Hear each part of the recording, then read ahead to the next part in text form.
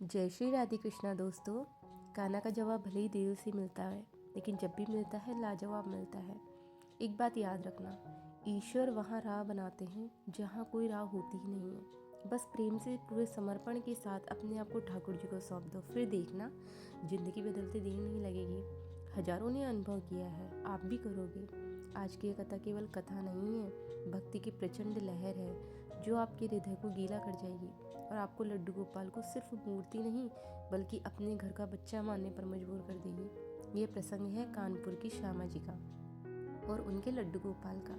श्यामा जी विधवा थी, घर में केवल 2 ही सदस्य थे, उनका बेटा प्रेमपाल और उनके दिल से भी प्यारे बाल गोपाल।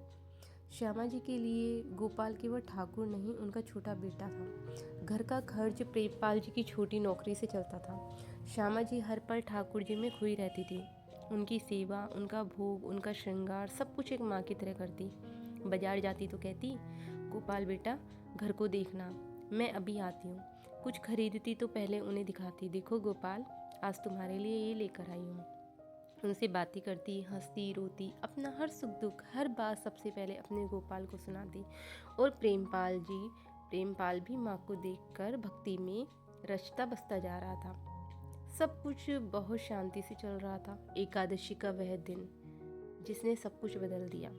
उस सुबह श्यामा जी बहुत बेचैन थी, मन घबराया हुआ था, जैसे कोई अनहोनी दिल को खींच रही हो।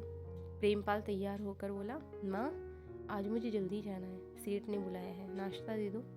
नाश्ता करके जैसे ही वह निकला, माँ बोली, बेटा मेरा मन ठीक नहीं है, आज जरा संभल कर जाना।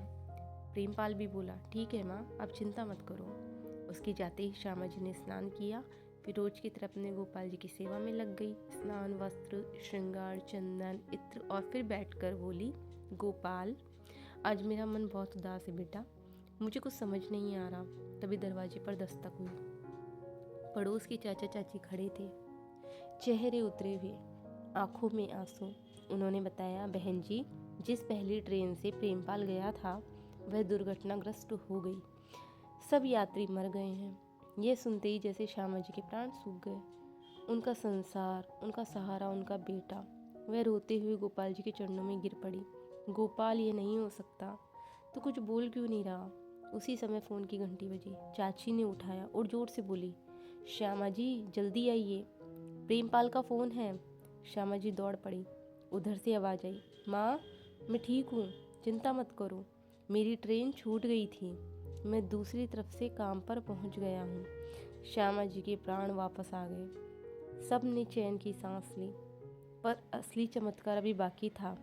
शाम को जब प्रेमपाल घर लौटा, सब ने पूछा, बेटा तुम तो पहली ट्रेन से जाने वाले थे, फिर बच कैसे गए। प्रेमपाल बोला, चाची जी बस एक पल का फ़र्क जिसने मेरी जान बचा दी। वह बोला, सुबह मैं स्टेशन जा रहा था, तभी अचानक एक संत सामने आए, मुझे नाम लेकर बोले, प्रेमपाल बेटा रुको। मैं चौंक गया कि इन्हें मेरा नाम कैसे पता। मैंने कहा, बाबा मुझे जल्दी है। तो बाबा बोले, आज तुम्हारी माँ का व्रत है, उन्होंने तुम्हारे लिए भोजन नहीं बनाया, यह प्रसाद मैं तुम्हारे लिए लाया हूँ, इसे काम पर जाकर खा लेना। मैंने प्रसाद ले लिया। फिर मैंने पूछा, बाबा आप मुझे जानते कैसे हैं। तो बाबा मुस्कुराकर बोले, मेरा नाम गोपाल है, मैं जब भी तुम्हारे घर जाता हूँ तुम्हारी माँ मुझे बड़ा सुंदर भोजन कराती है।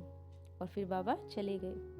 बस उन्हीं के कारण मेरी ट्रेन छूट गई। श्यामा जी प्रसाद देखती है और जम जाती है। श्यामा जी ने वो प्रसाद हाथ में लिया और उनके हाथ कांपने लगे। वही प्रसाद, वही भोग जो उन्होंने सुबह अपने लड्डू गोपाल को खिलाया था।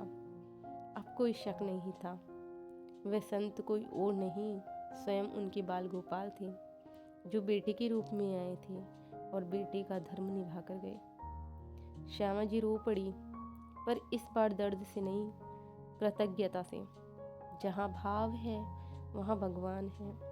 कथा का सार यही है, जब हम भगवान को केवल मूर्ति नहीं रिश्ता मान लेते हैं, तो भगवान भी उस रिश्ते को निभाते हैं। जैसे माँ यशोदा ने कृष्ण को बांधा, जैसे श्यामा जी ने लड्डू गोपाल को अपना बेटा माना, वैसे ही भगवान ने प्रेमपाल की रक्षा की।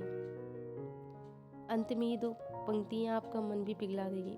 मन को निराश मत कर, बस श्री कृष्ण पर तू विश्वास कर, अंधेरों में जब दिया साथ देता है तो समझ लेना दिया तुम नहीं, दिया तुम्हें लेकर चल रहा होता है।